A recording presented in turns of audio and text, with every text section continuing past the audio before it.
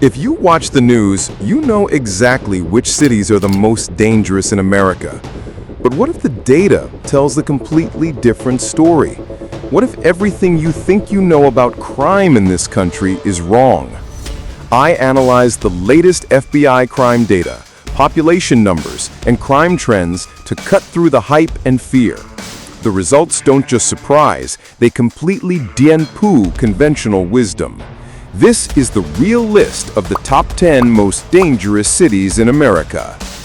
Forget total crimes. A big city will always have more crime than a small town. We're using the only metric that matters: violent crimes per 100,000 people. This levels the playing field and shows the real risk to an average person. Kicking off our list is Albuquerque, New Mexico. While it's known for its beautiful scenery, it struggles with a property crime rate that's among the nation's highest, which contributes to its overall ranking. The violent crime rate here is 50% higher than the national average.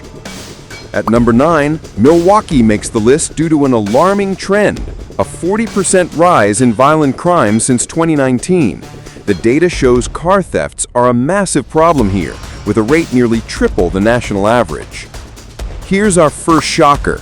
We think of Kansas as peaceful, but Wichita has a violent crime rate that's 140% higher than the national average.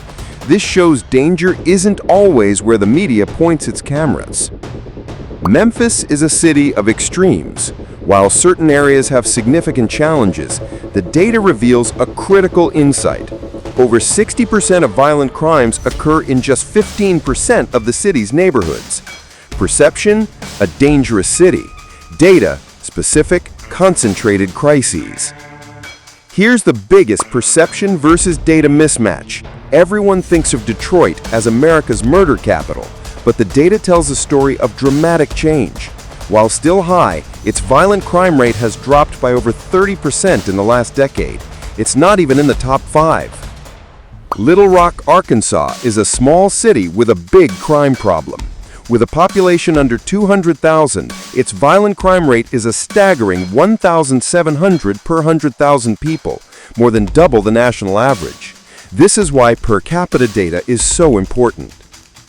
Oakland is the media's favorite poster child for California's crime wave, but the data shows a more complex story. While its robbery rate is high, its murder rate is lower than many other cities on this list.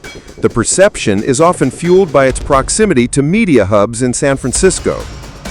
Now for a data anomaly. St. Louis often tops other lists because of a statistical quirk. It's an independent city separate from its county. This means its suburban population isn't counted, artificially inflating its per capita crime rate.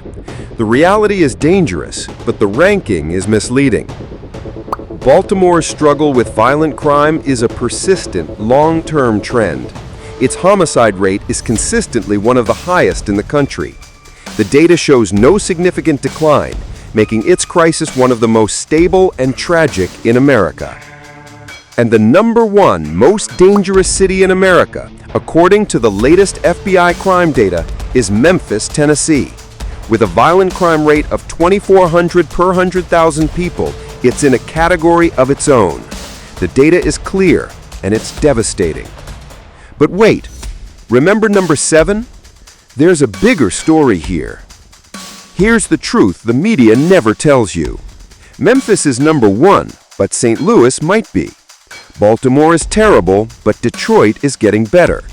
The ranking itself is almost meaningless. Because the real story isn't which city is most dangerous, it's where in that city the danger is. In almost every single one of these cities, over 50% of violent crimes occur in less than 5% of the city's area. These are not cities of chaos. They are cities with intensely concentrated pockets of poverty and violence. So the next time you see a headline declaring a city a war zone, you'll know the truth. The data is always more complex and more honest than the perception. I've put links to the FBI's Crime Data Explorer and a fantastic crime mapping tool in the description below. Don't just take my word for it. Go look at the data yourself.